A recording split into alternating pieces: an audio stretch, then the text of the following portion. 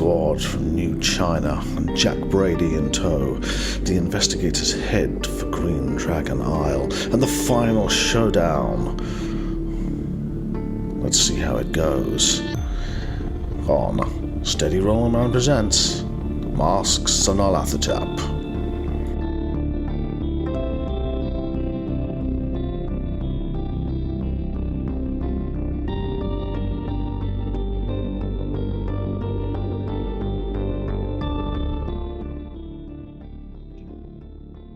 Okay, Jacob, we're going to rewind slightly to the boat journey across to the island, not the Atlantic Ocean. The China Sea, the 10-hour boat journey that you have just taken, and during that time, at one point you were alone with just you and Sir Edward, and he had something to say to you. So as we're on deck, leaning against the side of the boat, looking down at the waves, Sir Edward turns to Jacob. You know, Jacob, I've always despised these hours before a battle, the waiting. A young officer imagines the charge itself is the worst part, but it never is. It is the quiet beforehand that gnaws at a man, the knowledge that somewhere beyond the horizon the enemy is moving too, making his own preparations, sharpening his own knives. You check your revolver twice, count ammunition that was already counted an hour before. You review plans that you know by heart, and still, in the pit of your stomach, you know something will go wrong. It always does. I shall leave the planning to Brady, Briggs and Leach. Young men ought to lead while they still possess the fire for it. This is their fight now, and their opportunity to prove themselves. God knows I've had enough battles for one lifetime. Still, I will be damned before I stand idle while the darkness gathers around us. I have not spoken much about Egypt, not truly. At my age one learns to dwell upon the happier memories. Amelia laughing in the gardens at Warren Hall, Charles as a boy with his wooden cavalry sabre, and Stanton trailing behind him, a book clutched under his arm, desperate to keep up. Those are the things worth carrying into old age. But Egypt was another life entirely. I fought in the desert when I was scarcely older than these men and women are now. I rode with the desert column when we marched to relieve Gordon at Khartoum. We fought our way through Abeklia, bloody work in the sand and smoke, and then we won the field, but we arrived too late. Gordon was already dead. Khartoum had fallen. You know, I remember standing there thinking that the tragedy had not been defeat, but stubbornness. Gordon should have withdrawn when he still had the chance. Pride and conviction are admirable things in moderation, but they can bury good men just as surely as cowardice. And then came Omdurman, years later under Kitchener. Different war entirely. Industrial slaughter masquerading as glory. British steel, Egyptian bravery, and Maxim fire. We broke the Mahdists there and ended the business once and for all. Or so we told ourselves. I left Egypt after that. Brought Amelia and the boys home to England. I truly believed my wars were over. And then came Greyfriars. God forgive me, Jacob, but compared to what waited for us there, the Sudan was a soldier's game. At least in a war a man may look his enemy in the eye. The Greyfriars we faced something older, fouler, and infinitely more patient. We defeated the Brotherhood, yes, but only just. Another inch, and we should all have been swallowed by it. See, that is the trouble with evil. Men imagine it announces itself with trumpets and banners. Usually it arrives quietly, wearing a familiar face. I've seen what men can become when they have something worth fighting for. Courageous beyond reason, noble even. But I've seen what happens when a man believes he has everything to lose. The rot, it can rot him from the inside, exhaustion, fear, desperation. Those things can make traitors of otherwise decent men. Standing here tonight, staring at that black water, I cannot quiet my thoughts. I keep seeing the crown, Itocras's crown. Lucky threw it overboard, didn't he? We all remember that. But do we remember seeing it sink? Truly seeing it vanish beneath the waves? Or did we only remember the argument, the shouting, Lucky storming away while the rest of us reeled from everything we had seen? God help me, Jacob, but I cannot remember. Tell me I am being an old fool. Tell me Poseidon claimed the damn thing and dragged it into the abyss where it belongs. And then there was the bent pyramid. When Nyarlathotep crawled through your minds, are you certain every man among you refused him? Entirely certain? Because I have lain awake wondering whether one of you might just have listened. just for a moment. A weary man. A man who has seen too much horror. Who cannot sleep and wants only peace. Someone who thinks that surrender might finally bring silence. So tell me plainly, my friend. Tell me before I begin to doubt the wrong man. Tell me I'm wrong about Lucky. Sir Edward, I don't know. I begin to doubt myself as to whether I saw the crown sink beneath the waves, but I did think Lucky might have taken the deal in the pyramid, but I wasn't myself after that. You know I wasn't. I distrusted all of you. Not sure I trust my own judgment anymore, Sir Edward. He seems to covet those sceptres. We know they're powerful, more powerful than this staff and Iambi, which has saved me certainly before. I just think, I know he's fighting with us against the Brotherhood, against the bloated woman here, but maybe he's waiting, biding his time, so he can rule what is left, King of the Ashes, as they say. I don't know. I'm worried for him and about him, but there's no way to be sure. All I can say is we just have to be wary. It's little things like about the crown. Okay, if it did go over, maybe I'm being paranoid. But now what we know of the deep ones, maybe they were there waiting. I'm not sure. But we have to be wary. In this battle to come, watch him. That's all I can say. I know he'll fight with us, but there may be something else lurking at the back of his mind. Well, is there anything? Well, do you have any evidence, Sir Edward, or is this just No, suspicion? no, it's just suspicion. It's only my thoughts, a niggling thing at the back of my mind. But I don't know. I'll be honest with you, Sir Edward. The only one I trust implicitly is dear Bert. I don't wish to offend you, but both you and Lucky have, studied and performed the dark arts, and that troubles me. It comes at a cost, and it does indeed. And you would be right to be suspicious of me for that very reason. And perhaps that is only why I should be suspicious for Lucky, not for anything else. There's nothing more to be done, but I had to say something. Well, I'm glad you did, Sir Edward, and perhaps if any evidence does come to light, we can share that with each other. But in the meantime, I'll keep a close watch. Yeah, we have to be doubly careful on the island. If I'm the only one that can perform the ritual that can bring forth the eye of light and darkness, then we are on perilous ground as it is. Well, I'll do my best to watch your back, Sir Edward, but unlike the rest of you, I'm not a military man. I don't have that background, but I'll do my best. But you have your senses and you have perception that maybe others of us don't. Anyway, enough talking. We better get some rest before this boat journey ends. All right. Well, thank you, Sir Edward. I don't think that rest is going to come very easy, but yeah, thank you. Okay, I'll bring the rest of them back. Your rowboat noses into the cinder black shore with a soft gritty scrape, and you step out onto the cool crust of Grey Dragon Island. The air tastes of minerals and faint sulphur. A dry sting at the back of your throat from the numerous steam vents that exhale across the island, in slow, uneven rhythms, each plume looking like a column of fire in the dying sunlight. It immediately becomes evident where the island got its name.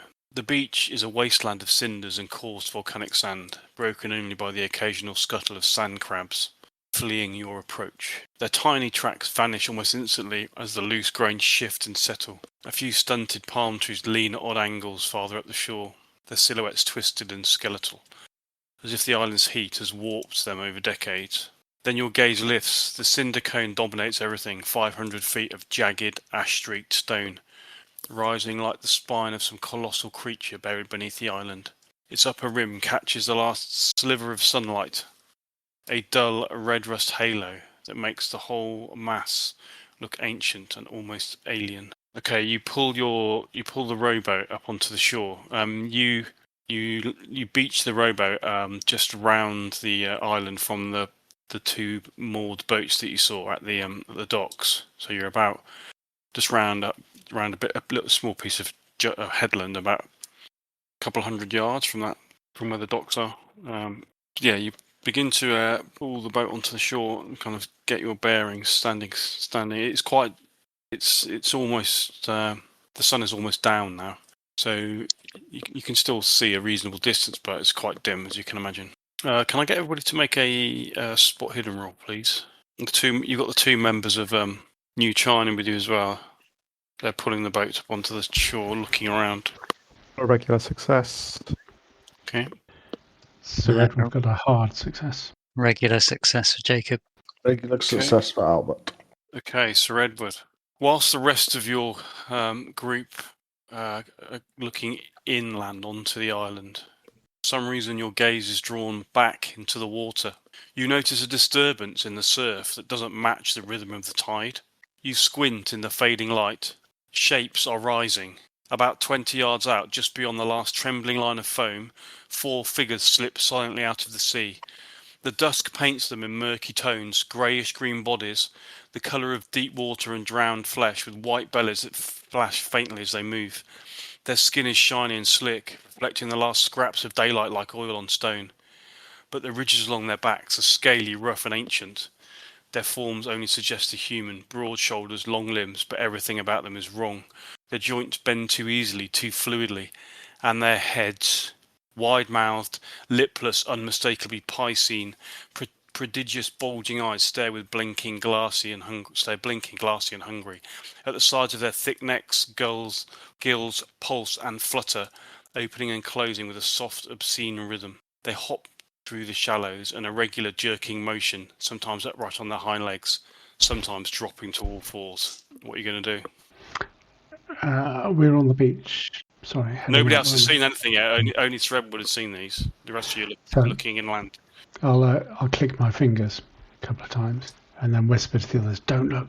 But there are 4 of those deep ones coming out of the sea behind us. Okay. Can I get you to make a sanity roll, please, Adam? Sir Edward, even. Try. Oh, 100. That's not good, is it? Unless your sanity's 101. Oh dear. Okay, that isn't good. Started well then. Oh dear. Okay, you immediately lose 6 sanity points. Ouch. And instead of clicking your fingers and trying to bring your colleagues' attention to these things, your mind is completely overcome by. Can you roll a d10 for me, please? 2. Okay.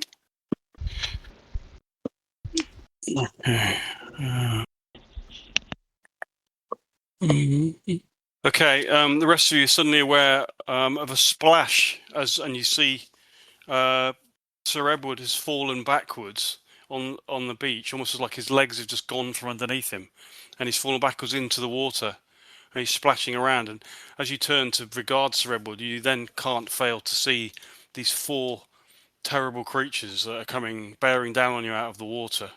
In fact, you hear them speak. A croaking, baying chorus suddenly rolls across the shingle, a sound that carries every emotion that their blank faces cannot. Hunger, triumph, fury, and something older than any human word. The noise vibrates in your ribs, a call from the abyss that feels like it was never meant for human ears. Can you make sanity rolls, please? Oh my gosh. We have all passed. Yeah, I've got 2. I wouldn't be so sure. Jacob's sanity's not that high. No, actually, I did pass. Oh, come on, that's a really low roll. 15. Still had to check. I'm just going to roll for the 2. Hold on. Oh, 92 is a good start. We didn't need him anyway. Yeah. Oh my gosh. Oh, jeez. Okay, can you roll d10 for me on both of those? Yeah, I'll do it. A 1. Okay, hold on a second. Yeah. What was the second one? A 10. Right. That was me naively hoping the deep ones were making sanity rolls after seeing human beings. But... Okay. Both of the New China members let out a scream. The first one just falls to the ground and just lying on the beach in a kind of catatonic position. The second one starts weirdly digging in the sand and speaking in Chinese, and like with kind of slavering and just look the kind of horrible maniacal look on his face. Meanwhile, what are you doing? The rest Far of you away that are passed your roll. They are now about 10 yards from you. Okay, I'm going to grab Sir Edward and try and get up the beach and head towards the tree line. Okay. They've clearly seen us, have they? Oh yeah, they're coming Yeah. straight for you out of the water. Oh, They're in it. Okay, but what are you doing? You react first, actually. I will aim my Webley to cover Lucky. Take a shot at a nearby one. Okay, so are you using the gun that's got the silencer on it? Yes, the Webley Yeah. 32 pistol. Yeah. Okay, make a roll then. Oh, to my great surprise, because I'm not brilliant with handguns, that's a success. Okay, the gun cracks in the silence. Did you just roll? Did you just fire once? Yes. Okay, roll your damage then. Oh, cool. 1 damage. Is it I got D6 or D8? It's D8. I'm pretty sure it's D8, isn't it? Yeah, I had a 32, which is D8. it's a D8. Yeah, it's a D8. My mistake. I apologise. 6. Okay. Are we going by what the actual die says, or what? Because the number says 4 for that. But Yeah, the one I think- above it says 6. If you look, it's got. I rolled a D8. It says 6, and Okay. then for some reason it's come up again. Okay, that's fine. I'll Yeah, go it's the with the first one's 6. a 6. Yeah. Okay, you're okay. You lower the Webley and you blast the nearest thing that's coming out of the water. Kind of the bullet crashes into its chest, and it lets out a horrible, inhuman scream. It's still all they seem to do is redouble their efforts, splashing now through the sea towards you. Jacob, what are you doing? I'm going to take a shot. So they're 10 yards away, are they? Yeah, 10 yards and closing. Yeah. That's not point blank range yet, is it? No, I'm afraid not. That's Okay. 30 feet. It's got to be half that distance. Just the one shot then. It's an ordinary success. Are you firing at the one that Bert's shooting at, or are you shooting at just... I'll fire at the same one, yeah. Okay. Roll the damage, please. So... 1. Okay. Okay. The 2 members of New China, unfortunately, are not Compass Mentis. Lucky, you said you were trying. You still trying to grab Sir Edward and get him away. Yeah, I'm trying to get him out of the water and up the beach. Okay. You realise quite quickly. You kind of put your hands down and you trying to pull him out. You realise that somehow he doesn't seem to be able to see your hands, and he can't. His legs don't work either. You quickly appraise the situation and realise that with the speed that these things are closing on you, there's no way you're going to get them up and out of the water before they're on you. They're literally just right on you. So what are you going to do? Okay, if I drop him, is he going to drown? No, it's right. You're in the you're in the Okay. shallows. Yeah. Okay. Because you All also right. pulled the boat up onto the beach. Yeah. Okay. In which case, I am going to turn and shoot the one that has already been hit. Okay. One shot. Because of the fact that you were messing about Good. with Redwood, I'm going to give you a penalty die for that. Wasn't messing around. It was the most sensible thing to be doing. Well, no, you know what I mean. You're trying to help him. That's a miss anyway. Okay. So Redwood, what are you doing? You obviously you can't see and you can't stand up. I'll try and splash and crawl my way to the shore. Okay. Where, as long as I think it's the shore, anyway. You're just going to try and crawl. Okay. You can't really move your legs, so you have to kind of drag yourself with your arms, which is pretty difficult. But yeah, you can try and do that. Okay. But they're right upon you now. You reckon you can get one more shot before they're at you? You can see their horrible staring fish-like eyes, their massive claws and slavering teeth. Their gills are kind of flapping, and you can see they're just horrible, abhorrent things. What are you gonna do? You can see your arms shaking as you've already pulled the trigger once. Well, fire again at the one. No, I won't. I will drop my Webley and go to the Thompson. Okay. It's the most successful amphibious assault since Gallipoli. You're dropping the Webley and going for your Thompson. Yeah. Okay. Okay. Where would you be keeping your Thompson? It'd be in your pack, won't it? It would. Yeah. So you can do that, but you're not Would going it to be not able be? to. I would have thought it'd be slung. Slung across my chest. Yeah, beyond the Yeah. shoulder. Okay.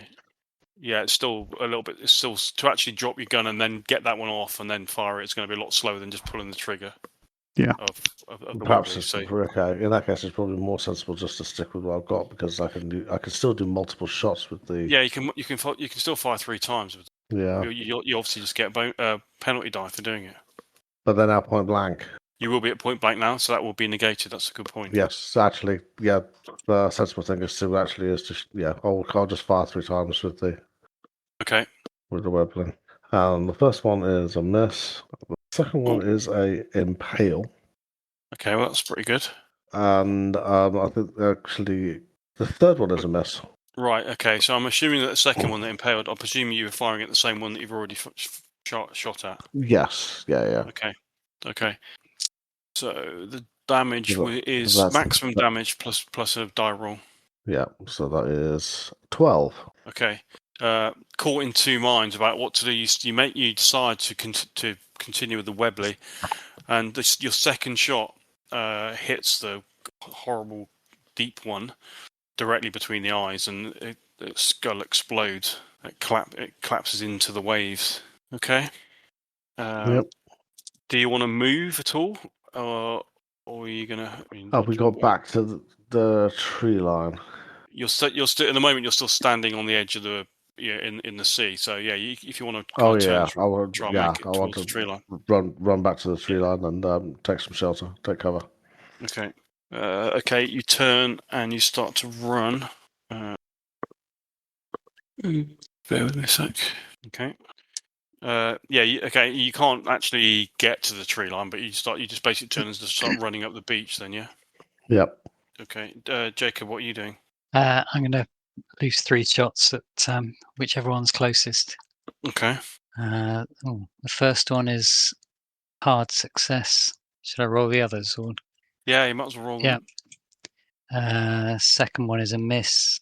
And the third one is an ordinary success. Okay, so they're both, a hard and ordinary are the same, so they're both just hits, those 2. Okay. Yeah, so if you want to roll the damage. 8, and it's 11 in total. Oh, okay.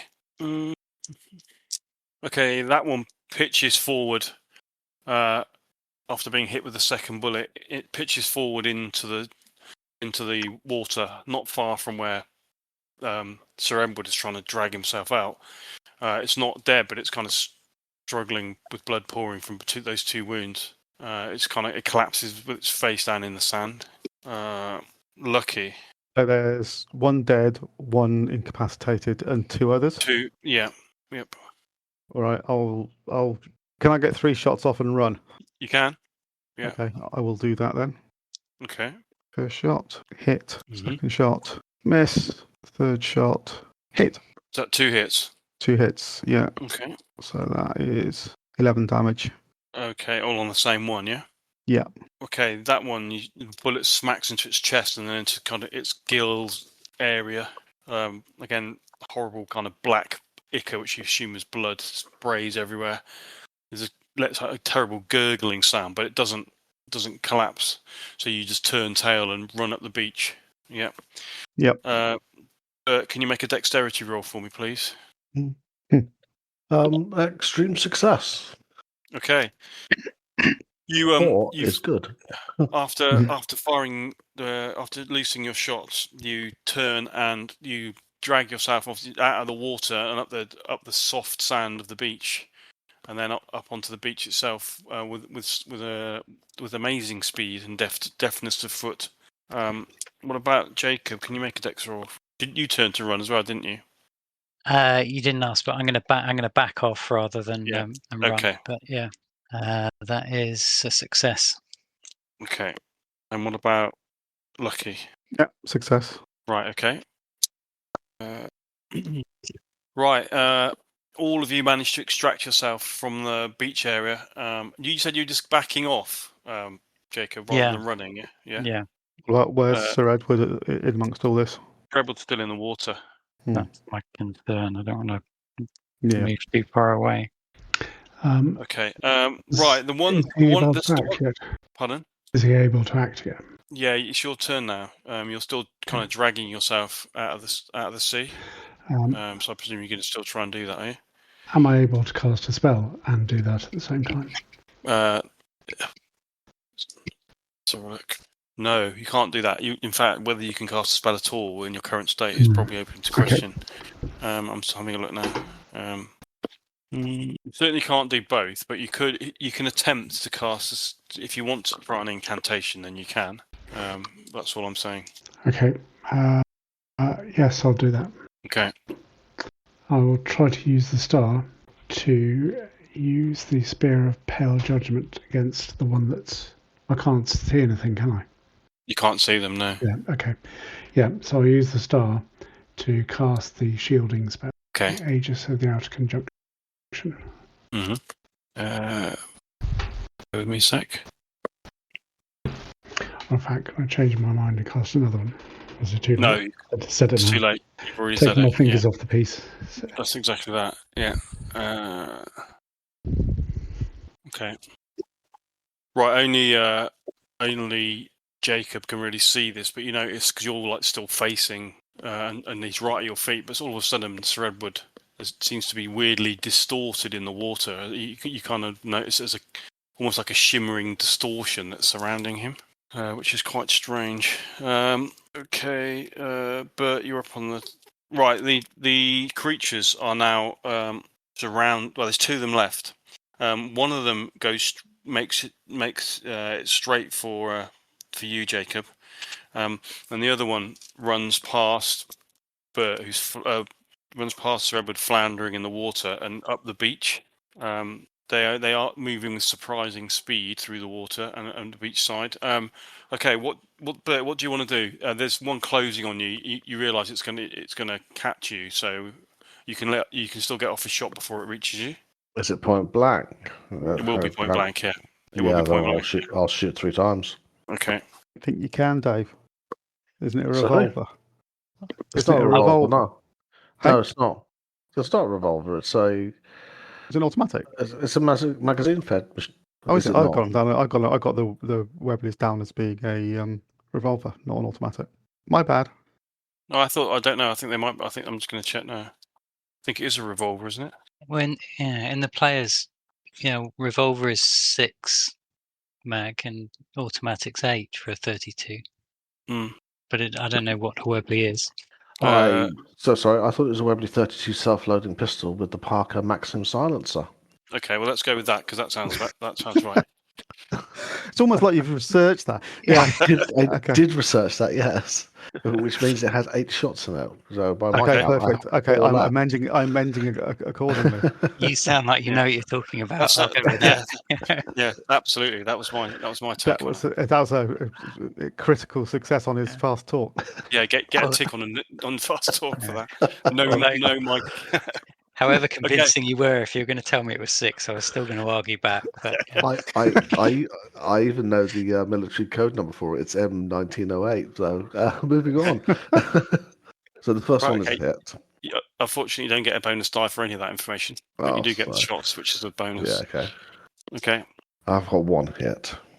Okay. Yes, which is only a hard hit, not 8 damage though. So that's pleasing. Okay. Makes me wish there was a second hit to go with it, eh? You hit the thing squarely in the chest, but it's a serious wound, but it's not enough to stop it. Jacob? Do I get a move in before it does? Yeah. I'm just going to lose 3 shots, which I can do now, given Bert's knowledge about ammo capacity. First one's a miss. Second one is an impale. And the third one is a hard success. Okay, well, given this is the one that's already been blasted before, I don't think there's going to be much left of it after that volley. So what the impale does? Maximum damage plus roll again. So okay, D8. So it does 8 damage plus D8. So that's 10, and then the second hit was 7, so 17 in total. Okay, that absolutely. Yeah, you literally just shoot it in the heart, in the head. And just it's absolutely taken apart. Lucky, there is one left that's just bearing down upon Bert now. I will take 3 shots at it. Is that point blank for me as well? Is it close enough? No, it's not actually. Still take 3 shots. Okay, so it's a 1 penalty die for that. That's a miss anyway. Oh, that's an impale, but unfortunately I've got to roll again. Mm-hmm. Yeah, it's a hit. And the last one is a miss. So 1 hit. Right. 2 damage. Okay. Unfortunately, even though the bullet thunks into its shoulder, it's not enough to fell it, and it brings its fell claws now to bear upon you. Bert, do you want to try and dodge? He's disappeared. Yes, please. Okay, make a dodge roll then, please. Oh, that's bad. That's not good. 91. I fail. Oof! Oh, Oh no! Oh dear. Shit. 0-1. Okay. That's a hit then. Yeah, you try and dodge, but unfortunately, the deep one just swings with its claw. Razor sharp claw just catches you in the throat. So you take right. Okay, so you take 12 damage altogether cool. from that. However, you have some protection that will help you against that damage. Both your items will help in that scenario. Thank you for that. Super. Okay. Then So I am hurt. as terrible a wound as that could have been has been deflected by your artifacts. Okay. It's still that wasn't more than half of your hit points in the end, was it? Not in the end, no. No. Okay. Good. Sir Edward, what are you doing apart from scrambling around in the sea? I can't see. Actually, before you say that, you're suddenly aware that you can actually see the sea in front of you and your hands in the sand, and you feel quite a strange tingling feeling in your legs, which as the feeling comes back to them, and the psychosomatic disability that you've been suffering begins to dissipate. Okay, I will try to crawl out of the water onto the beach. Okay, you can see this thing still face to face with Bert. Oh, okay. Right. Are there any On others the beach. standing? No, there are no more standing. No. But I can see enough to cast a spell. Yeah. Okay, I'll do that then. I'll use the Spear of Pale Judgment to blast the deep one in the back as he attacks Bert. Okay, bear with me. Okay, you call forth the focused beam of pale star-like radiance which erupts from the star and strikes the deep one in the back. It is a mythos creature. It is. 20 points of damage. Okay. set it on stun. But the thing standing in front of you, it swings its claw at you and catches you in the throat, and you kind of stagger back, and then all of a sudden it just almost like vaporizes in front of you, almost like it catches fire, and you can't. You start with you can't see from where, and it literally just. There's a kind of weird pale glow of flame around it, and then it just collapses to the ground with its skin terribly burnt. And as it collapses, you see revealing Sir Edward lying on the beach, his legs still in the water, kind of propped up on his elbows and pointing, like he's got the star pointing in the star at the creature. And as you see that happen, you kind of see he tries to stand up, and oddly he kind of falls back almost like he's just taken an invisible punch. And you see him like, ugh! And then he staggers, steadies himself, and all is quiet on the seashore. Is that noisy or is it a silent ray? It's silent. It's just light. Starlight. Mm-hmm. I'll look around me for my stick. Can I see that? Has it been washed up on the shore? Yeah. You can. I'll grab it. Yeah. And try to stand up. Use the stick to stand. If I I'll can. help Sir Edward to his feet, quite close to him. How far away are we from any buildings? From the buildings.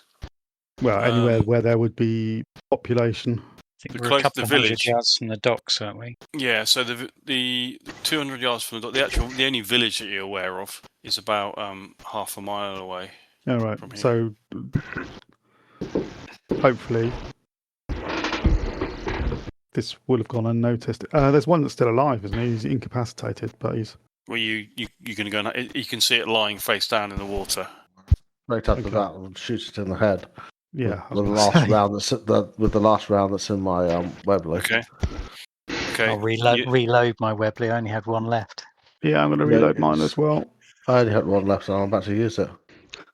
Okay. Sorry, Whether gentlemen. or not it was still alive, you don't know, but you you make sure and you shoot it in the back of the head. What's happened to our new China brothers? They are now. The first one is still rooting around in the sand, trying maniacally digging. The other one is coming around. The scout he opens his eyes and looks around. He says something in Chinese. What happened? Don't worry about it, son. Don't worry about it. Put it out of your mind, like it didn't happen. It's all right.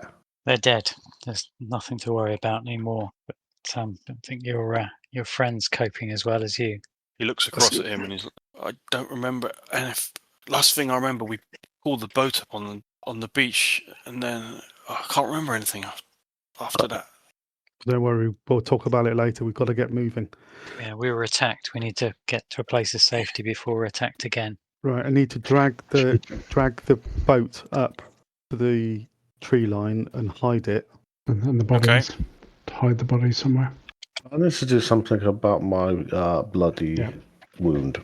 I will take my first aid pack from my.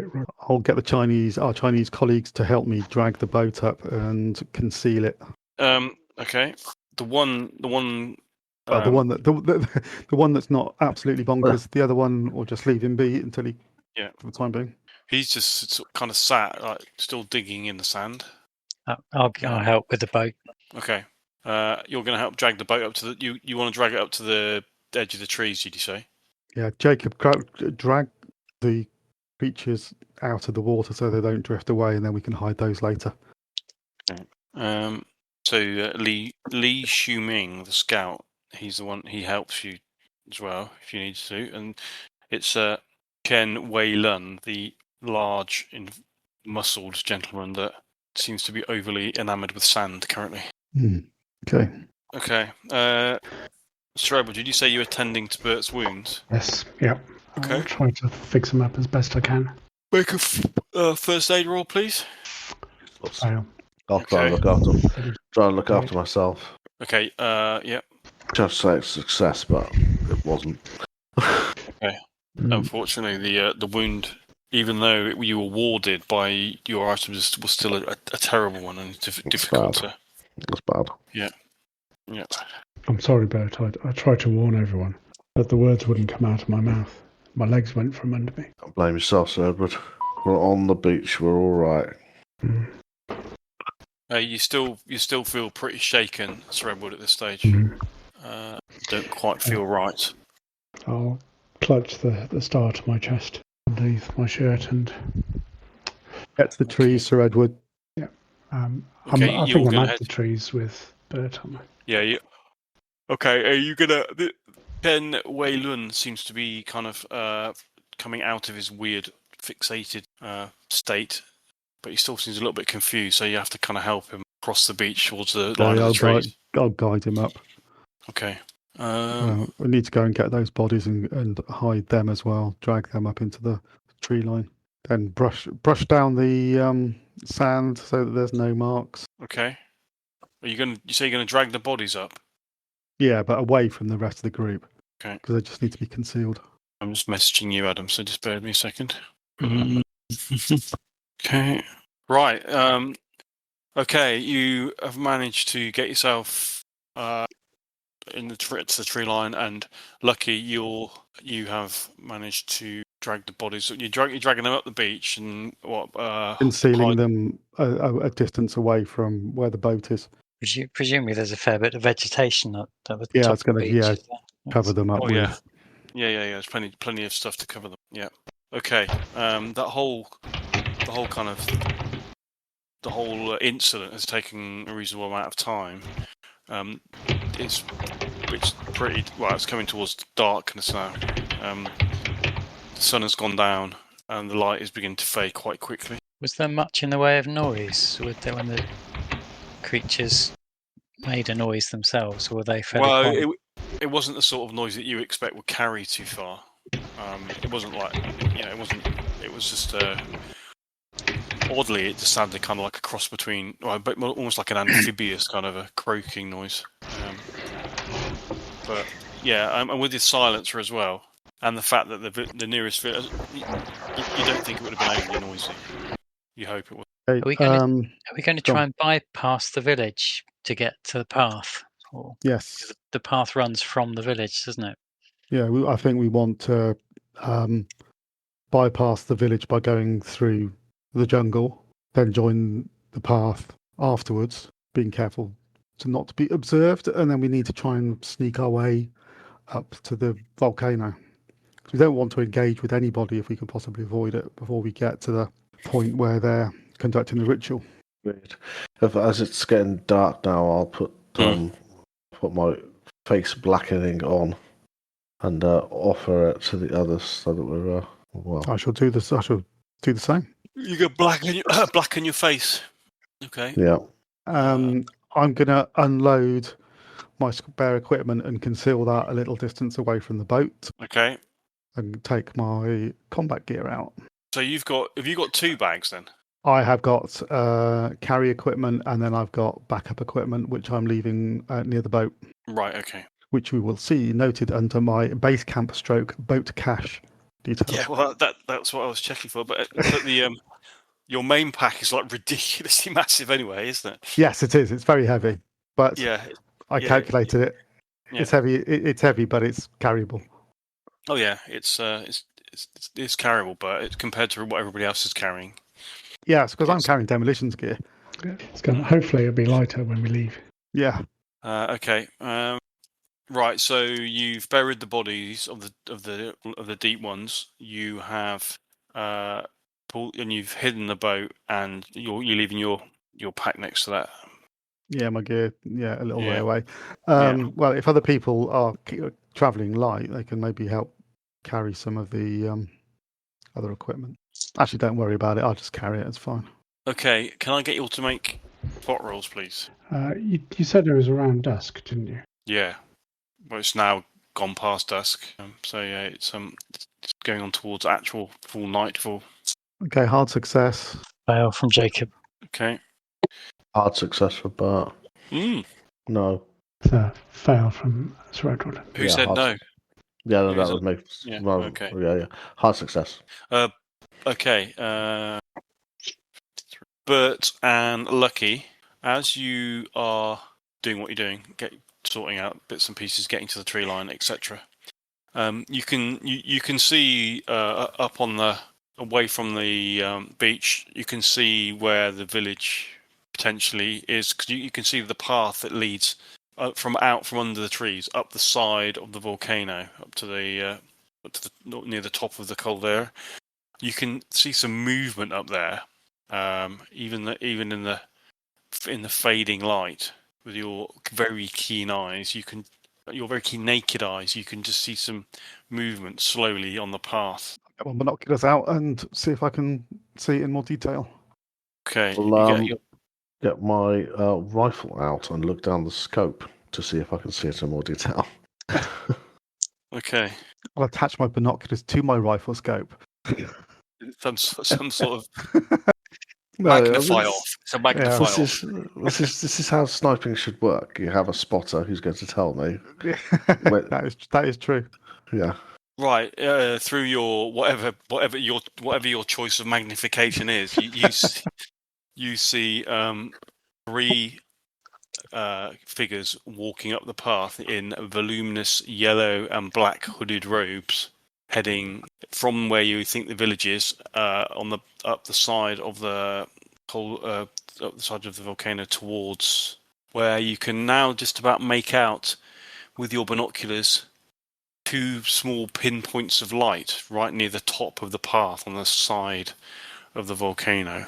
Torches or? Yeah, you look at it and you think the way that the light is flickering, that it probably is torches or lanterns, one or the other. Mm-hmm. They're not moving though. So these 3 cultists are obviously heading up the path and then towards these 3 lights, which are high up on the side of the on the side of the volcano, which then that area roughly corresponds to the entrance that was marked on the map that you've got. Right. So you figure that's probably where they're heading. You can just about make out with your binoculars that the 3 cultists are of Chinese descent. But other than that, nothing more. Go down and wait for them to pass, Lucky. Mhm. Okay. Question mark. Are we to the west side of the dock or the east side of the dock? You're to the west side. Okay. So you came somewhere like here-ish. So we could head straight up toward the path without having to go anywhere near the village. Yeah, if you wanted to do that. Do that. The path meanders from the dock.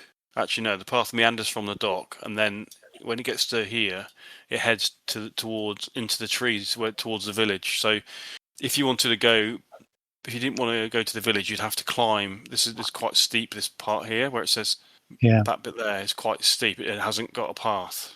The path actually leads. The path leads from the dock, under the trees to the village, and then up the side of the volcano. I mean, I'm not saying you can't scramble up directly, but it's going to be a harder journey than following the path. Do you think the risk is if we take the easier path through the village, there might be people there? Well, let's scout it. Why don't myself and Bert go ahead, and then you follow behind? Yeah. So, You good with that? How about we head to where the word up is on the map, and then so just sort of away from the path? Yeah. okay, so Bert and Lucky, you're going to go follow the path towards the village and see what's there, are you? Yeah. Okay. How far? And then the others are going to hang back, basically. You follow the narrow path inland, leaving the cinder shore behind. The air cools slightly as the palms close in overhead, their fronds whispering in the warm breeze. The ground shifts from loose volcanic sand to firmer soil, though the occasional scuttle of a sand crab reminds you why the village is built farther from the beach. The trees begin to thicken, their trunks warped and salt-scarred, forming a ragged screen that hides what lies ahead. Okay, Lucky and Bert, can I have a spot roll from you again, please? What I got a hard success. I've got an ordinary success. Okay, Lucky, you are the first to see emerging through the denser trees some what appear to be some palm huts, no more than about, I don't know, 50 yards ahead of you on the path. It's because the forest and the trees are so dense here. The village just suddenly reveals itself. You can just about make it out through the trees, but you need to get closer to see any detail. Any light emanating from the No. huts? No light from the huts. Have you got any light sources on you? I presume not. No, not at the moment. Well, I've got a torch, but I'm not using it. Yeah, The light, the current light situation, it's still light enough that you can just about see. You can still see. It's not actually fully dark yet. What time is it? It is about 8 o'clock. Okay, so not late enough for them to have gone to bed if they are going to go to bed. No. What do you think, Bert? I'm not sure. They could have all have moved up to the volcano. Yeah. Should we go up and try to go up and check? What? Just the two of us sneak up and should we try and get a bit closer to the village? Or do you think... let's do that. Let's get closer. Make sure that it's unoccupied. Yeah. Then we can cut into the path, which will probably be easier on the others. Yeah. Okay. You're going to try and sneak closer to it. Yes. Yeah. Okay, you move forward another kind of 20 yards or so until you're pretty much on the edge of the clearing in which the village is situated. You peer through, you sort of parts the branches of the trees to peer through the to what is beyond. You see a dozen thatched palm huts huddled together in a shallow clearing at the base of the looming cinder cone. They look less like a planned settlement, more like a group of frightened animals pressed closely for safety. Each hut is built from woven palm fronds and driftwood, their wreaths sagging slightly under years of sun and salt. Paths of packed earth wind between the huts. You can see that there are small oil lamps that hang on pieces of wood and trees, but none of them are lit at this stage. There is a large figure that stands right in the centre of where these paths, basically right in the centre of the where the huts are situated, is some sort of statue about 6 feet in height. And you kind of strain your eyes into the gloom to see if you can make out any more detail. The carving is crude, almost violent, hacked from a single mass of volcanic rock. Despite the rough workmanship, the figure's presence is unmistakably deliberate. Are you going to look at it in more detail? Yes. The body is obese, grotesquely swollen, the stone bulging in rolls and folds, where arms should be tentacles writhe outwards, thick tapering limbs frozen mid-curl. Their surface is pitted and rigid, as if the sculptor tried to mimic suckers or barbs. Another pair of tentacles juts from where the nose ought to be, dropping like obscene tendrils. The face, or what passes for one, is a nightmare of excess. 5 fanged mouths gape from the bloated head and neck, each one carved at a different angle. The mouths are jagged, uneven, and their teeth chipped in the stone with unsettling care. It's a pretty vile-looking thing. It's actually a very similar, a more crude version of the statue that you saw in what's her name? I can't even remember what her name is. Mei Ling's house. Oh, right. The one that set Bert off. It's unsettling, but it doesn't seem to contain the same threatening presence that one did.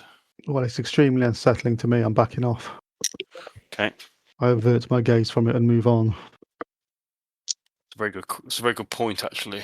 Lucky, it's a very good point, and you're going to wish you hadn't mentioned that, but it's good that you did. Can you make a sanity roll, please? 11. Oh, you passed. Okay, good. Yeah, you back away, but once you get out of sight of the thing, you feel your heart stops racing and you feel fine. It looks like the village is quiet. Yeah. I think we can take the path, Lucky. Yeah, no, I agree. Let's go back to the others and slide our way up to the caldera. Okay, you go back and find the others. You can all now see the twin twinklings of light up on the side of the volcano, which is pretty much now all you can see. The rest of it is just kind of blurred into grey blackness as the light is more or less faded. Okay, you go back and get your fellows. Are you gonna all just you're gonna head up the path then? Yeah, you're gonna go back along the village. You have to go back to more or less to the village and then scoot around that area that I just described, and then pick up the path on the other side. Yep. Okay. Yep, we'll do that. Okay, so you will see the statue and the huts that I just described. Try and be stealthy as we go, and keeping a careful watch. I think front and back as well, just in case there was someone in the village. You see the two members of New China that are with you kind of see the statue, and yeah, they seem to be quite affected by it, actually. Almost like they can't draw their gaze away from it as they walk. Okay, the trail continues to climb at a steady angle, cutting a clear path from the village towards a jagged black opening above you, about 150 feet above you. You can see that the opening is lit by 2 flickering lights that flank what appears to be an entrance. That becomes visible pretty quickly once you've left the village and start heading up towards the side of the volcano. You can't, even using your binoculars, you can't see any more movement on the path. But as you draw closer, and there are still trees up here, so I'm assuming that you're trying to stay as hidden as possible as you move. Yeah. Yeah. You continue up the path unhindered until you get to a point that's about 50 yards away and still slightly below what you can now see quite clearly to be a cave mouth entrance, which is lit either side by 2 flickering lanterns. They almost look ominously like a pair of sinister eyes glowing either side of a dark. It's between where you are now and the last sort of 40 or 50 yards of the path. There isn't really. It's quite rocky up here now, and there isn't really any vegetation. It's quite bare. But I'm assuming that you're using your binoculars or whatever. Through your binoculars, you can see that the entrance, which is obviously now lit with the lantern, appears to be framed by carvings gouged directly into the volcanic rock. Harsh, angular characters twist across the stone. Between them, the rock has been shaped into dripping fangs, clutching tentacles and other grotesque forms that seem to writhe in the shifting light. The cave mouth yawns behind the lanterns, black void framed by symbols. You can just make out some movement beyond the lanterns in the actual cave. Can you, anybody that is using binoculars, can you make a spot roll? Well, that's gone well. Albert's rolled an 8, and Sir Edward has rolled a 4. Okay. Yes. So, well, that's an extreme success for me. I've left my lens caps on. Okay. Looking through the other end. Bert and Sir Edward have been eating their carrots. Okay, Bert, Sir Edward, you can see in the cave mouth that there are 2 cultists wearing the same the voluminous yellow and black robes that I described previously, and in fact, the same robes that the cultists were wearing that attacked you in the hotel back in Shanghai. They also carry, you can see that they've got sickles on their belts. They're standing just inside the entrance to the cave, as if they are attendants, guards, greeters, whatever you want to. They appear to be chatting to each other. Did you get extreme successes? Yes. What did you roll? A 4 for Sir Edward. Okay. And an 8 for Albert. 4. Okay. Cool. So is it just the cultist there? Is That's there why I'm just anything going to- lurking in the shadows that we don't want to know about? Well, there is something we don't want to know about.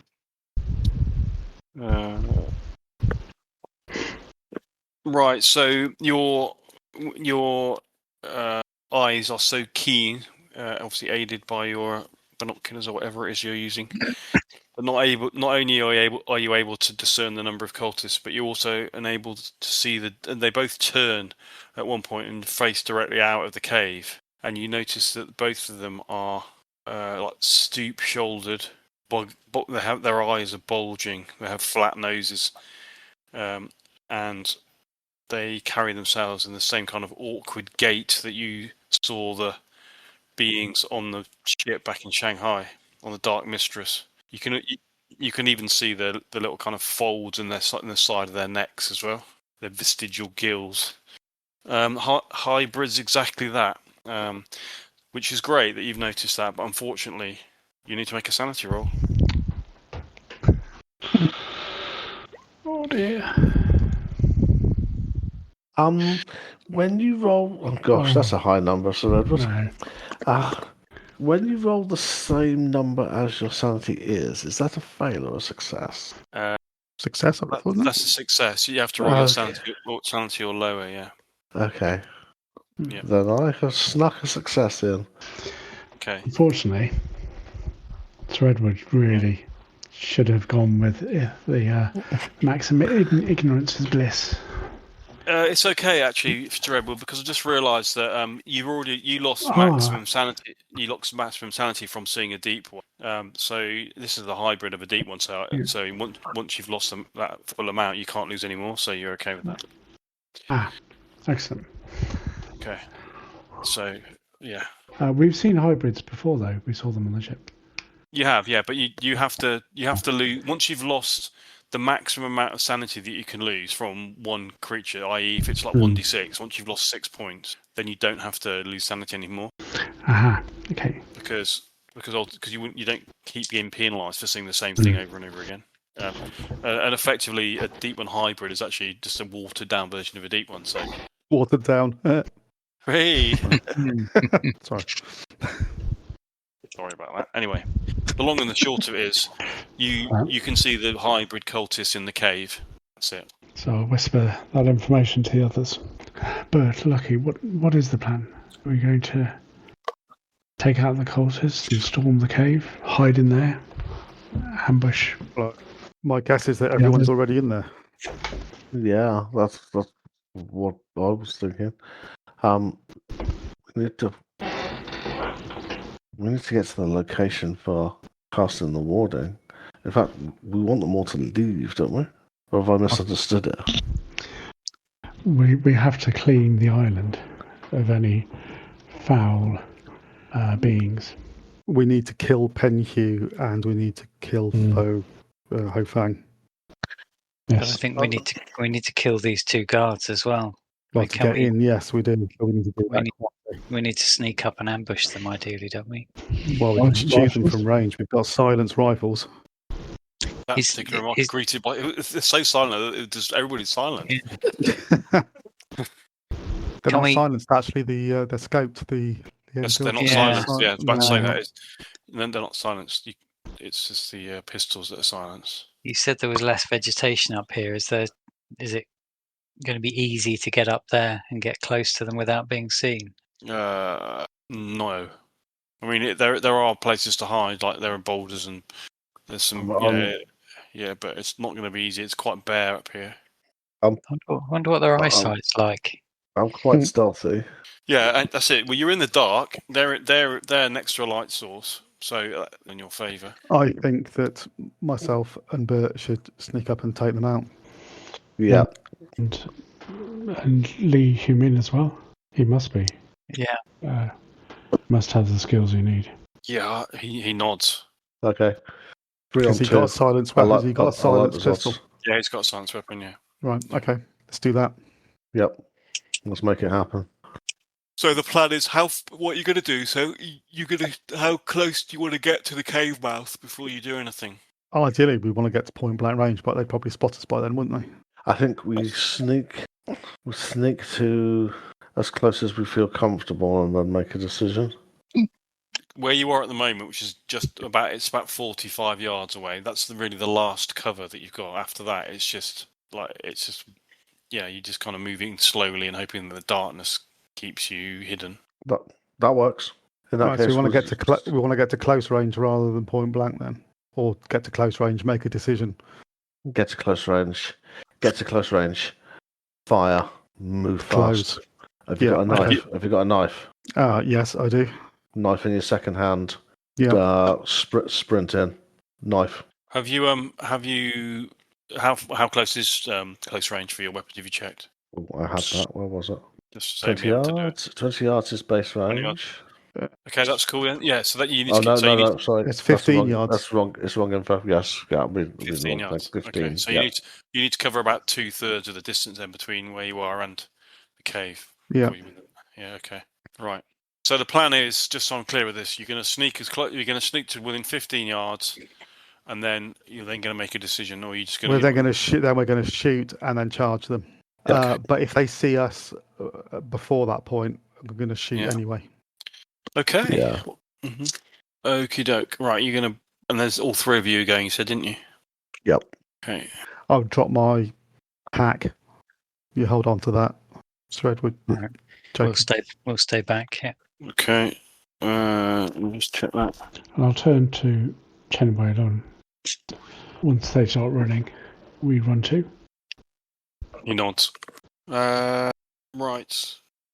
Okay, so if I could get you both to make a stealth roll, then please, you do get a bonus die on this one. Good. I rolled 99.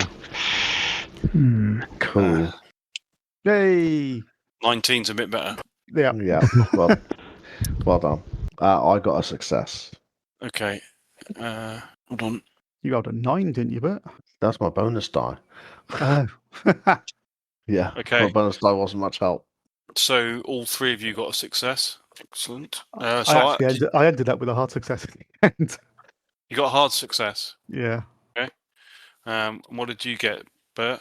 Regular. Just a normal regular. Okay. Okay. Quietly and stealthily, you sneak forward, always upwards, along the path of the side of the volcano towards the cave mouth, conscious of the fact that there is much loose rock and debris underfoot. So you're very careful to move forward as slowly as you can. You miraculously, though, or maybe not, all three of you, I presume you all kind of spread out to a degree. Mm-hmm. You get to the point where you estimate that you're close enough to have a good shot. You can see the two cultists still standing in the same position pretty much. Maybe 4 or 5 feet inside the cave mouth, apparently completely oblivious to your presence. All of you, well, I presume, I don't know how what you're going to do when you get. Well, if we're Point close it enough, up. I'm going to take aim. I'll point at Lucky and gesture to the far one, and then Yep. I'll point at myself and gesture to the near one. What about Li Shuming? Then I point at Li Shumin and get him to point at the same one as me. Right. Okay. So, Bert, squeezing the trigger. How many shots are you taking? 1, and I've missed. You took an aim, though, didn't you? You not aim? Yeah, we were going to take That aim. actually doesn't make any difference, does it? Take Why? a round to aim, lost advantage of damage. Does Yeah, that it give does. you an advantage? That gives you an Bonus. advantage. Okay, You I was get a misreading. bonus. Die. Yeah, Yeah, you get a bonus die. die for that, and you would certainly have done that. So I'll give you a bonus die on that. Yeah, that made it worse. Yeah, so I've missed. Okay. Okay, so if I... So go on. So I'm going to take the same one that. Yes. Yeah, I think old Li Shuming, he's going to fire all 3 shots. He's a little bit unnerved by all this rubbish. Nice. Not that he needs to. Hold on. Let's roll. I might as well roll all 3. Oh, I need a penalty die, don't I? Not if he aimed No, initially. he's aimed. Oh, I was aimed. Yeah. Oh, my memory's shit. Roll again for the second shot. This guy's smoking. That's 2 impales so far. What's happening? No, it's not. It's not because it's adding them up. So you've got 17, 48, Why is it doing that? and 87. I don't know why it's decided. Because it's 2d10 You're rolling instead of a D10, not d100. 100. God. Okay, well the first one's 17. 17, 48. And 87. 17, 48, and 87. 2 Yeah. hits. Yeah. 2 hits. It's D8. Excellent. 6 damage. Great. Okay, Lucky. Okay, 3 shots. Oh, that was so close to her. Okay, that's a hit. No, it's not. That's a miss. What about your aim? So. It's a hit. Yeah, no, because I fired 3, so it just evens out. Oh, I see. Yeah, sorry. 2 hits, 12 damage. Oh, that's good. 12. Okay. How much did I do? 6. Yeah. Okay, so I need to just check this. Right, Lucky. The one that you hit, you hit with 2 bullets. Yeah. Okay. Yeah, just. I mean, the silencer isn't brilliant. But it's enough to silence the majority of the noise. He just falls down like a sack of spuds as he's hit, like once in the chest and once in the neck area. The one that Li Shuming fired at needs to make a Constitution roll to see whether he's going to, which he succeeds on. With nails. Which means that the cultist remains conscious, which is not good news. Right, okay. Let me just work this out. Dexterity. Let's see what his dex is. 65. Right. Bert, I'm just checking something on the initiative order because they were completely unaware of that. So effectively, that was a surprise round, which then means we revert to normal dexterity order before he can react in any way. The one remaining cultist, and Bert, you're the only one whose dexterity is higher than his. So you've got one more chance to redeem yourself before he gets to act. Can I close the distance and knife him? Yeah, do you want to do that? Yep. Hard sprint and jump straight into him with the knife I had ready in my hand. Okay. You fly across the remaining yards out and then emerge out of the darkness. He doesn't even see you coming. Like it's a French in Verdun. I'm getting him. Okay. That is a very, very, very, very close fail. That's out by 1. Oh gosh. Okay. I'm trying to think if we can find you any bonus die from anywhere, but I don't think there is. Oh well. Let me just double check that. I'm assuming fighting brawl is the correct skill. Yeah. Yeah. Never mind. The dice have not been my friend. Okay. At the last minute, as you sprint in through the out of the darkness into the cave, he must feel you coming. He spins round just as you draw the knife, just about to put it into him, and he sidesteps. You literally just kind of rip some of his voluminous robe, and he turns and looks at you with horror. Starts backing away and pulls out his sickle, and at the same time he shouts, "Here!" at the top of his voice. He's going to swing his sickle at you, which I presume you might want to dodge. I mean, the other option is fight back. It is. Well, yeah, I'm going to fight back. Okay. Because I think he's injured enough that I can get one good knife in if he's had it. Yeah, okay. Let's go for it then. So he gets 37. That's what you got. That's what I got. What did he get? 53. 53. Okay, which is, for him, is a fail. It is a success for me. Narrowly. Yeah, narrowly. So that's not You hard, bat aside the sickle arm with one arm, and then you bring the knife to bear. No, I haven't written down the knife. You haven't written down what? The knife damage? Yeah, one sec. I'll look it up. I'm going to check to make sure it's on your list of equipment you sent to me. I'll tell you that for nothing. Yeah, you can. You will find that it's number 5 in my mundane stuff. Boot knife. Oh. Is it a medium knife? Yes. D4 1d plus 2. Plus damage bonus. Plus damage bonus. 1d4 plus damage bonus. Thank you. No, 1d4 plus 2 plus damage bonus. Oh, man. Knives are good. Knives are good, yeah. Well, they should be good. Yes, stabbing someone is a bad thing. Kids. But I did do 6 damage. Okay. Just remind me what. Oh yeah, you did. Okay, you smack his arm to one side as he raises his sickle to bring it down, screaming at the top of his voice. His eyes are wide with fear. You just with one flick of your wrist, you slit his throat, and he just starts gurgles, trying to shout for help. Then he grabs hold of his throat and collapses to the ground, blood pumping for it. He's spasming on the ground now next to his fallen colleague. Unfortunately, gentlemen, the rest of you stood outside, and also even the ones further back, you did hear the shout. I think we'll head up. We'll grab the equipment and head up to the cave mouth. Okay. Do we stay here and wait for them to come to us? At least it's narrow here. Use those grenades, or do We're just gonna, they're going to, no, because they're going to, no, we're just rushing because they're going to cast, and then they're going to send out all their minions. We're not interested in killing all the causes. We just need to cut the head off a snake, so we find them fast. Yep. Agreed. Get my rifle out. Okay. I will use the Scepter of Nyambi. Okay. To Nyambi, give me strength. Suddenly, as you're invoking the power of the scepter, from somewhere deep below, a faint, rhythmic murmur drifts upwards. It's so soft at first you almost mistake it for the sigh of the steam vents, but no, there's cadence in it, intention, the unmistakable shape of voices moving together. The sound is thin, like breath pushed through cracked lips, a low, wavering intonation. Barely audible.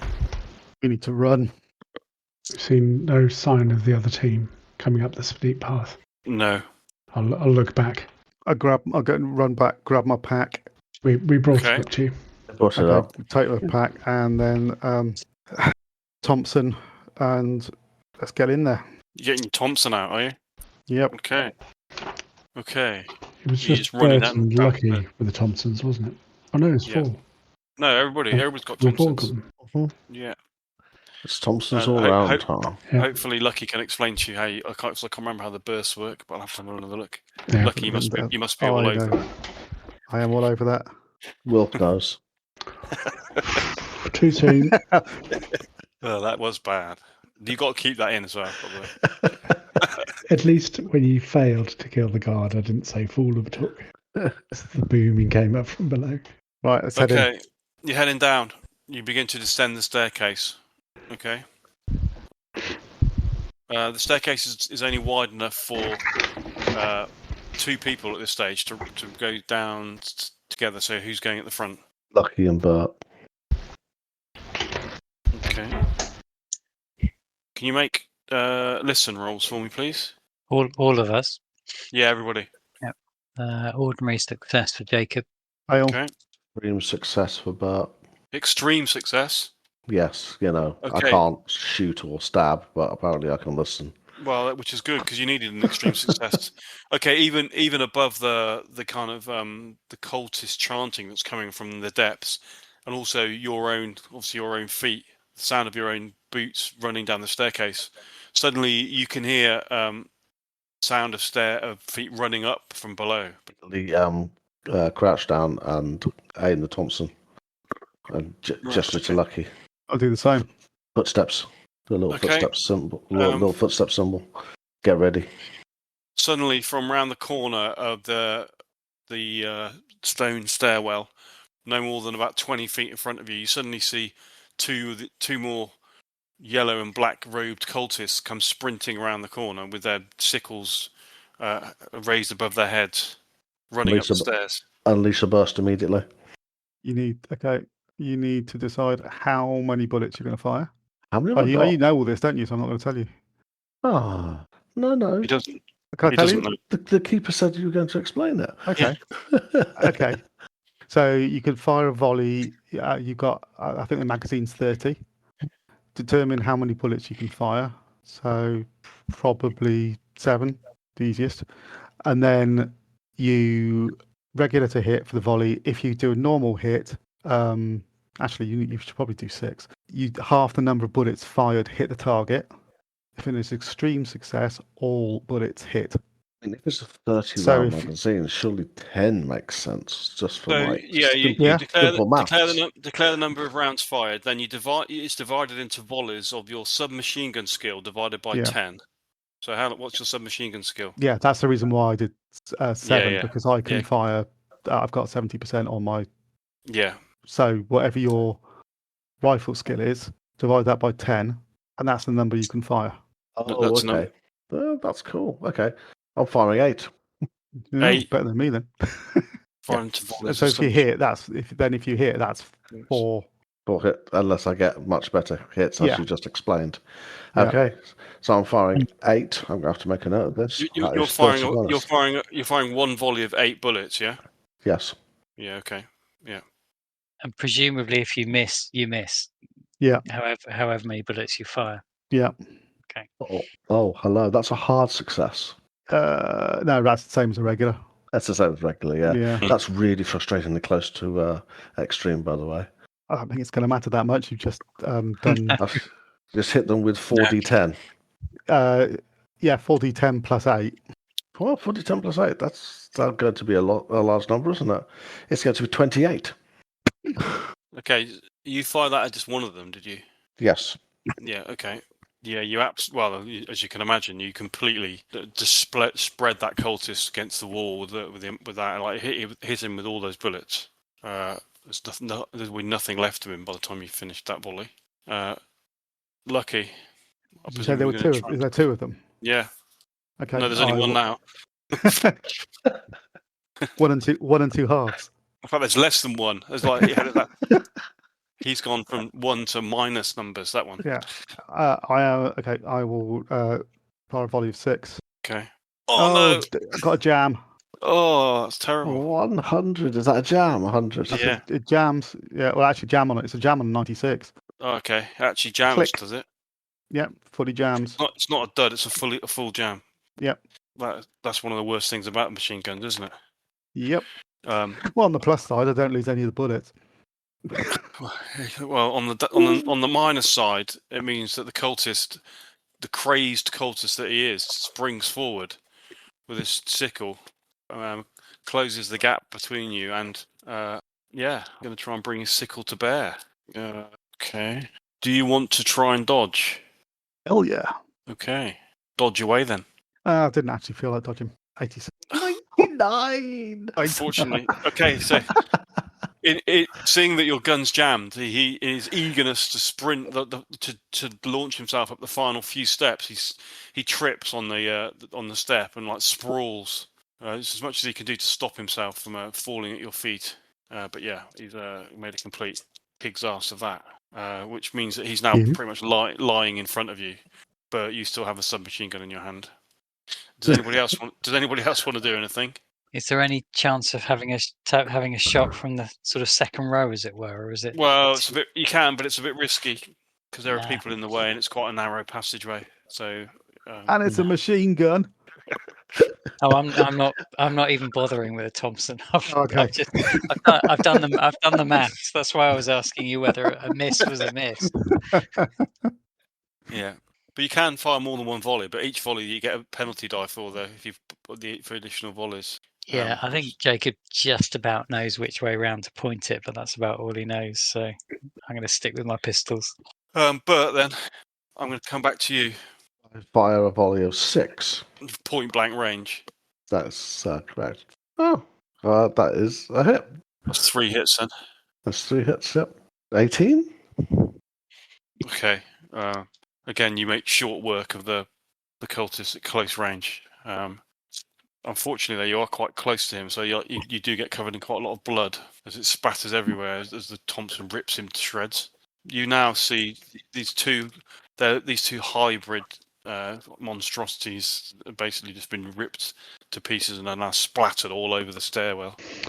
Well done, lads. Keep going, but remember your ammunition. You're going to try and clear your blockage? Yes, Or- I am. Okay.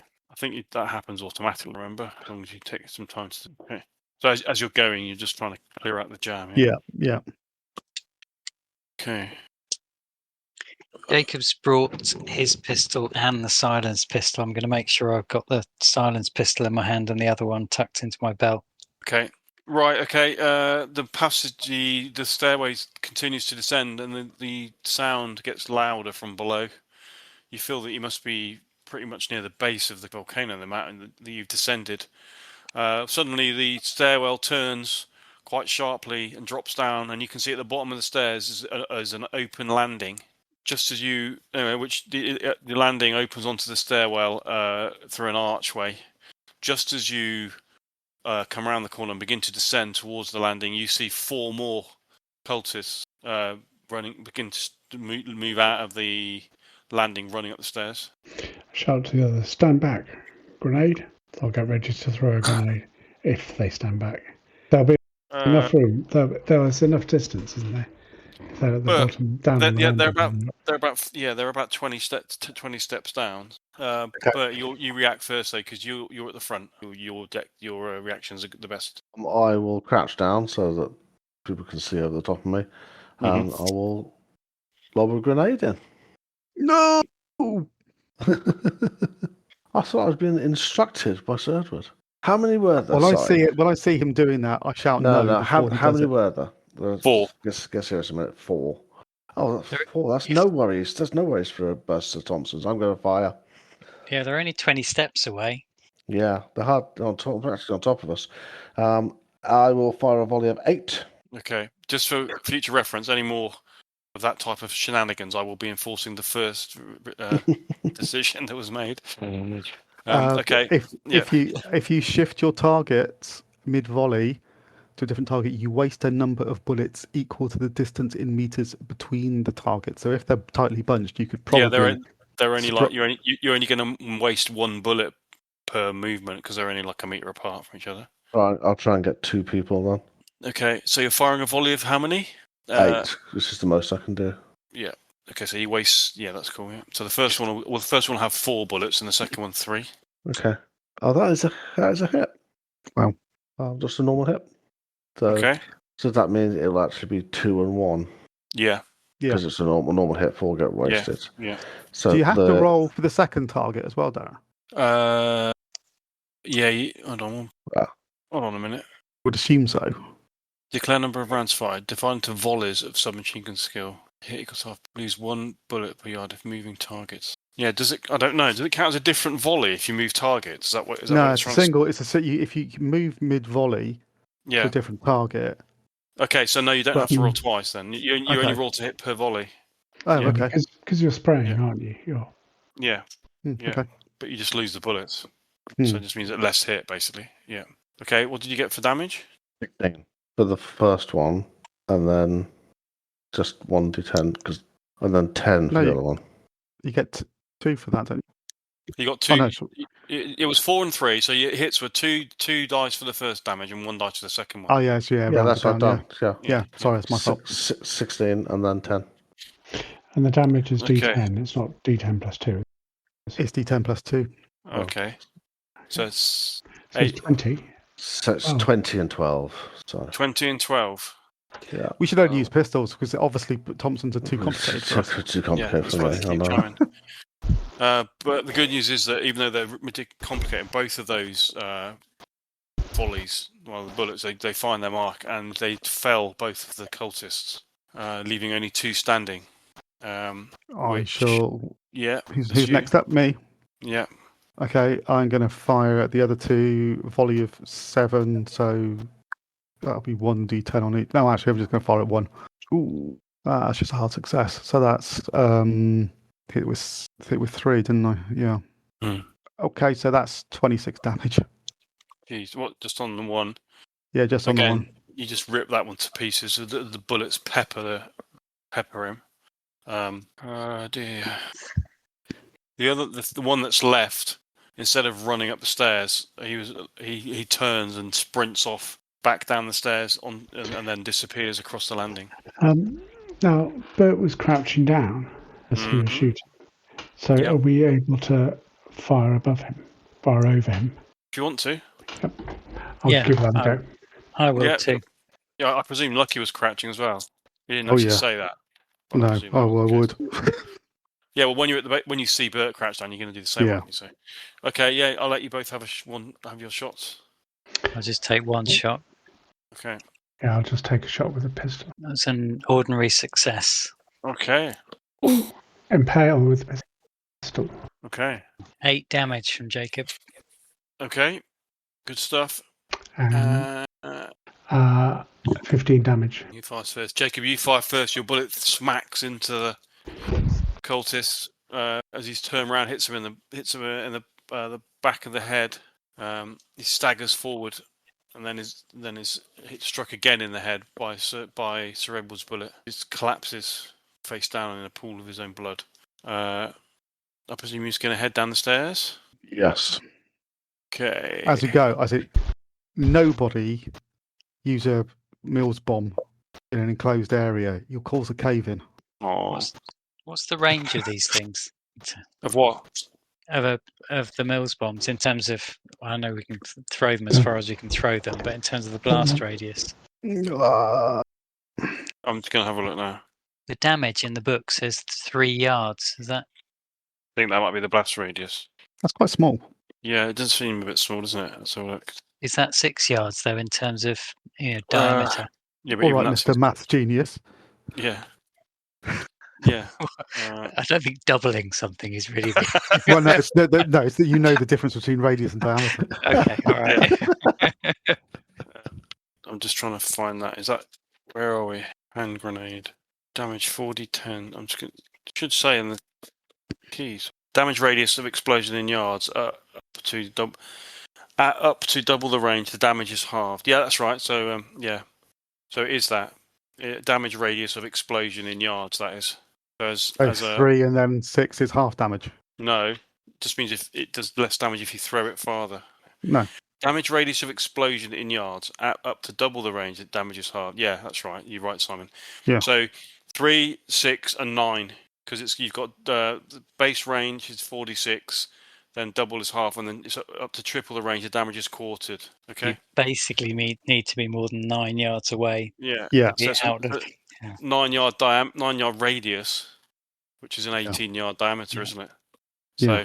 that's quite big. That's like 40, 50 foot. So you'd have been in that last scenario. There we go. We've learned something today about grenades. Anyway, Maths. back to the action. I presume you're just going to fly down the remaining 20 steps onto that landing, yeah? Yes, please. Yeah. Okay. You emerge onto the open landing. There's nothing really on this landing other than some more steps leading down. And you feel like the steps that lead down they finish in what looks, and they open out at the bottom. You reckon it looks like some sort of cave area. The noise here is you can hear the noise is quite loud now. Right, we'll head there, but we won't go piling into the room at the entrance. Okay.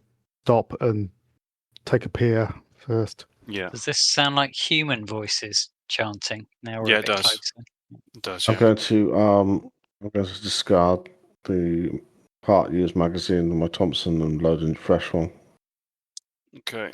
You descend the last steps, and the chamber opens around you into the hollowed throat of the volcano. You feel the height first, an immense cylindrical cavern rising 15 stories above you, its walls slick with glistening orange-lit fungi. The light isn't theirs, though. It's the reflection of a molten glow pulsing from the magma pit at the chamber's heart. Your gaze is dragged upwards to the impossible shape suspended above the magma. A gleaming metal bullet, 75 feet tall, hanging in a cradle of steel girders. Cranes and platforms cling to its sides, each one occupied by workers who solder, weld, and tinker with frantic purpose. Sparks spit in the air as they work. A dozen pipes lead from the bottom of the metal bullet into the magma pit, glowing white hot with blinding intensity. On the floor below, robed and goggled workers shamble between a bubbling dark pool and the magma pit, gathering from the former to empty into the latter under the supervision of two more of the fish-like humanoids armed with wicked-looking tridents. The air smells of brine, hot metal, and something far more abhorrent. Across the chamber, beyond a second, less repugnant-looking pool and the great wondrous bullet, you see the back of a colossal bloated statue, 30 feet tall, turned away from you. It looks up at an open balcony, which is high on the wall of the chamber. Beneath the statue, gathered in a dense semicircle, a congregation of cultists stands shoulder to shoulder. Their faces are upturned towards the balcony, which for now at least appears empty. Their voices raised in perfect, dreadful unison. The chant rolls through the cavern like a living tide, vibrating in your ribs and behind your eyes. It's a sight which takes you back. It's a disturbing sight. It's something that your brain is struggling to compute. Can you make a sanity roll, please? Fail for Jacob. Pass. Mr. Edward. Just In the past for Lucky, That's for Bert. Who passed? everyone except Jacob. Jacob. Okay, and then Jacob. New China. Oh yeah, I'll do them in a minute. Okay, one loss for you, Jacob. The two members of New China. Oh, actually, they both passed this time. Okay, I bet you're struggling to compute with that description, so I will give you a map. Okay, there's a lot to take in here. Oh, blimey. What is supporting the metal bullet thing? The like big scaffolding, big pieces of scaffolding all round that like hold it in place above the magma pool. And those are the things we can see sticking out. Yeah. Yeah. Yeah. And where is the balcony that they're Yeah, looking up let me just put to? these on. I don't know where the New China, but I presume they're right at the back because you guys were shooting up. Yeah. Yeah. We have taken the lead. Right, let me just go back through the description and explain to you where everything is. Okay. Right, so from where you're standing currently, this is the huge. We will now call it a rocket because we know it's a rocket, even though we don't know it's a rocket. But this is the rocket standing in the middle. There's a pool here, which looks to be it looks like a normal pool of water, quite a big one, obviously, but maybe seawater. This pool here is the one that is like a horrible kind of weird. You glance at it from where you are, so you can't see it in much detail, but they're taking stuff out here that looks like kind of viscous, slimy stuff. These are all what look to be kind of slaves, maybe, that are kind of walking backwards and forwards. So they're between this pool, which they're taking stuff out of, and then they're pouring it into the magma pool, which underneath the rocket. The Dio here, these are deep ones with tridents, and they're kind of forcing the slaves to do the work. And anything else you can see from here? This is the congregation over here. Okay. Your pinging's not yeah. showing. Sorry, over here. Yeah. Is it showing now? Where are we? Yeah, it is. Up the You're top. at the Top left. top. Yeah. So the congregation is down here. This is a big statue of the bloated woman. And the statue of the bloated woman is looking up at a balcony, which is here. and you can see there's a staircase that heads up. Did Mm-hmm. you see that? Yeah. Mm-hmm. Yeah, and then that's the back. No, look at that. Yeah. Okay, Can so you I'm just show us where we are again? I had the roll 20 You're- dice roller you're at in front. top left-hand corner up here. See, you're JLEFAB. We're the ones you've in got your- red. yeah, you're the ones in red at the top. Okay, so you've got there's an entrance. There's another kind of cave entrance off here, like a gated area, and there's a doorway down here as well. That's about as much as you can see at this stage. Sorry, the C's are cultists. Yeah. DMVH. So the Caesar cultists, the VH and the DMs are all cultists as far as you're concerned. Okay. They're just for me to differentiate. So Okay. the VH is a villager hybrid, the type that you've already seen and shot a lot of. Yeah. Okay. The rest of them will become clear. Become apparent. Yeah. How far? DM stands for controlled by the DM. Yeah. How far away are we from the base of the nearest bit of the scaffold?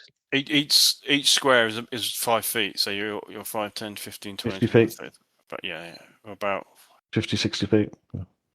And how? yeah, about 70 feet. The base of that scaffold. How sturdy does that look? What I'm The thinking is I'm thinking about chucking grenades at the base of the scaffold to try and. Oh no, you're gonna need proper explosives for that. If only we had a demolitions expert on board.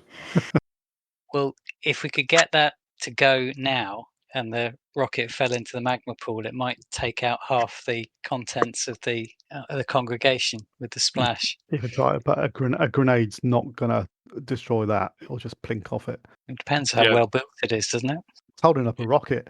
It does look to be quite substantial, kind of thick steel girders. Basically, that's how I would describe it.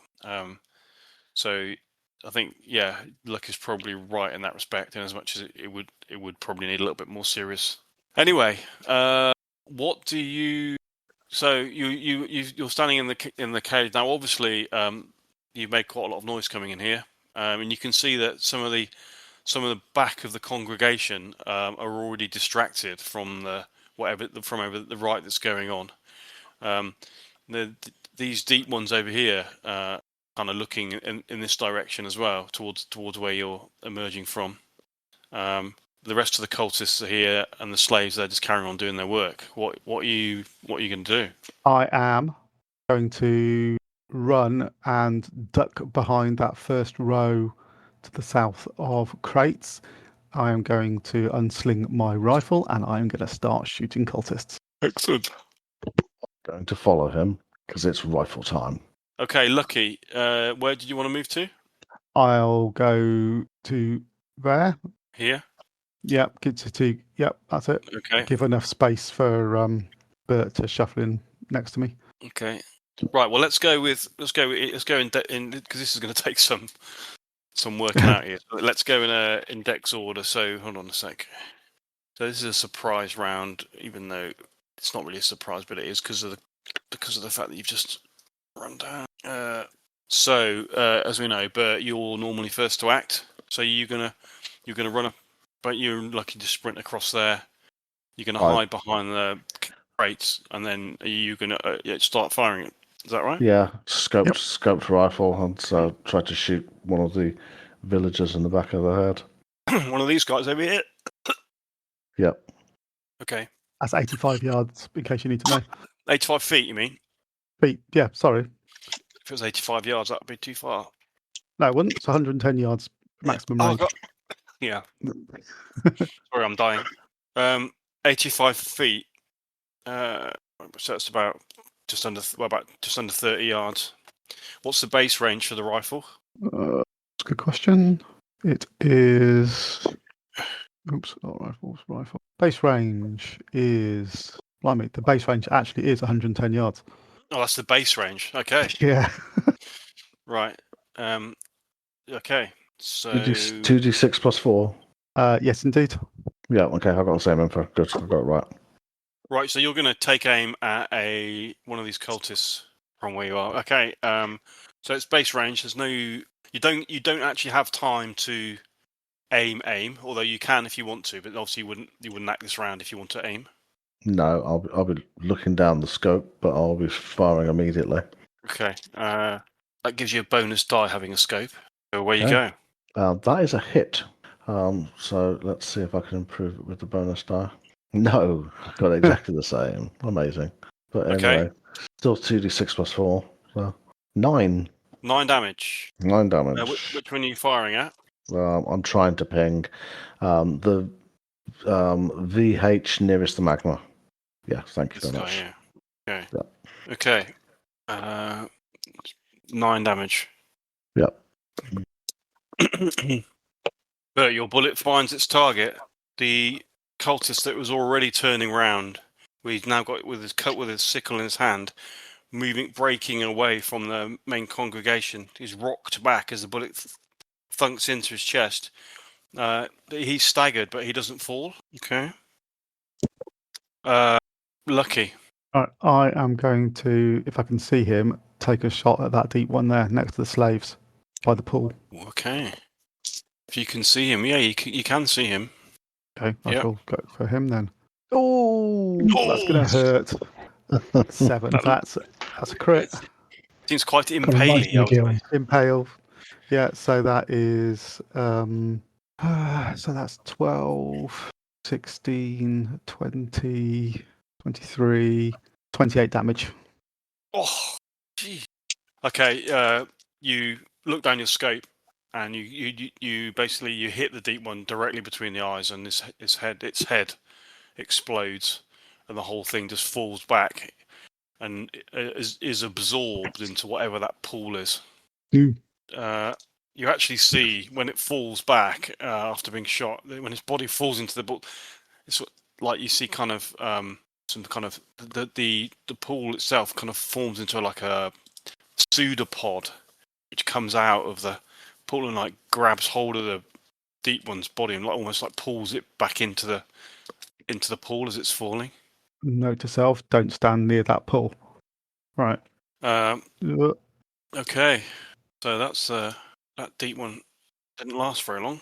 Okay, right. So dexterity-wise, now we are talking about our friend the Scout of New China.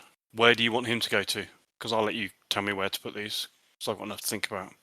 I want him next to me, firing into the cultists, same as me. Okay, Yeah, does he also have a rifle? And Thompson. he does. Why can't I get him to move?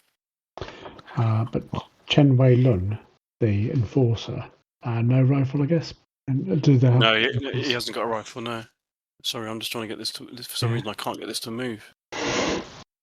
You want him there? Okay. Who's he going to shoot at? And you can make a roll for him as well if you like. He'll shoot at the one that I've already injured. Okay. He has a skill of. Well, you decide what you get, and I'll tell you whether he hits or not. I've got 66. 66. Clickety click. Yep. Okay. Is this with the scoped rifle? Yeah. Yep. No. So 26. Okay. 26 is a hit. Roll the damage. That would be a further 8 damage. Okay. This is the one you've already hit, yeah? Yes. That one has now been killed. Okay. Next is Jacob. There's presumably there's enough room behind that row of boxes for another one, is there? Yeah. I'll go there as well. What, over here or there or in the boxes? Say next to Lucky, sort of furthest. Yeah. Okay. So sorry, again, it's 1 square, 5 feet. 5 feet. Did you say? Yeah. So 1, 2. So it's about 50 feet to the nearest cultist on the rocket itself. Oh yeah, you're going to shoot one of the workers, are you? Yeah. He said that very judgy, Jacob. Okay. Yep. So 50 feet, is that within range of a pistol? 15 yards, isn't that the range? 15. That's so. I'm just going to say what the pistol is. 32. Base range is 15 yards. So 50 feet is. It's about. Yeah, I'll say yeah because it's more or less, isn't it? I'll say it's base range. I'll take an aimed shot with the pistol at the nearest worker on the scaffold. If you want to take an aim, you have to take a round to do that. Okay. Is there anything else up on the scaffold? Anything explosive or flammable. Well, some of the workers have got these weird kind of. Now that you look, you notice that some of these workers have actually got like weird cigar-shaped metal things on their back that have pipes coming out of them, and they're using to like weld with. Okay, I will aim this round then. Okay, you're going to aim one of the workers. Make sure you remember that you've done that in case we don't get through this round for next round. Okay, which just leaves our next member of New China. It seems to be quite the fashion to be over there. Do you want him to go anywhere else? He can stand next to his New China compatriot. Okay. And who does he want to shoot? The nearest villager.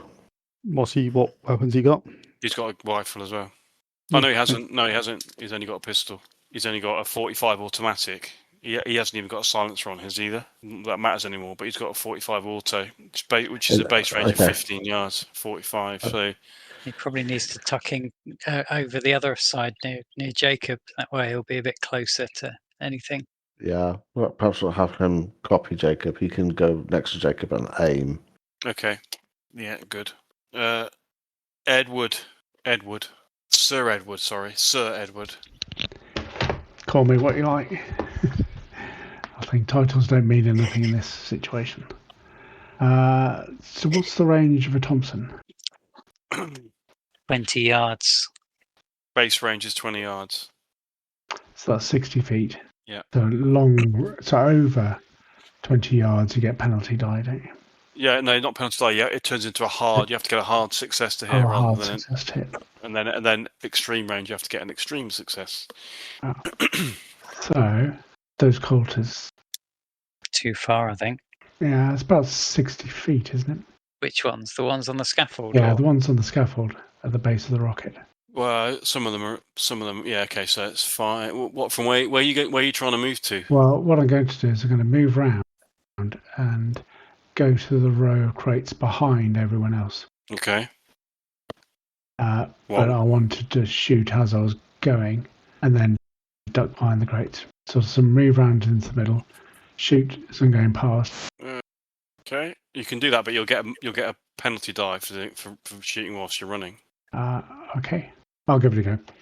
And the burst that you can fire, that was 10% of your skill, wasn't it? Yeah. The maximum number of rounds. Yeah. Which one are you shooting at? The nearest one. This one here. Yeah. This one here. Yeah, the nearest one. So did you okay, that's fine. And did you work out the range in the end? 5. So it's diagonal. Do we have to add a half? No, just count as 5. So 10. About 14 squares. Yeah, I was going to say about 60 feet. Sort of 55, 60 feet. 60 feet. Yeah, divided by 3, so it's 20 yards. So is the base range? What did we say the base range was? 20. Okay, well that's fine then. You got base range. It's a normal shot, except for you get a penalty die because you're running. Okay. Yeah, I'll try that. And how many bullets in a burst? 5. Okay, go then. All right. So that's a miss. You're just spraying the rocket with the submachine gun. Okay. So I miss 5 rounds, and then I'll go behind those crates behind. Okay, the bullets smack into the stanchions, and some of them hit the side of the rocket. Where over here somewhere? Yeah, a bit further back. So it's basically between the wall and the crate because there's not enough. There isn't. That's the second row, isn't it? Yeah. In there all day. Okay. Okie dokie. Right. Okay. Well, it's 10:30 now, so I think that might be a good place to stop. End of the first round of combat. Before the hordes descend on us. I was going to say you've had your fun now. You've had your fun, but I have a feeling that this may last at least the whole of the next session.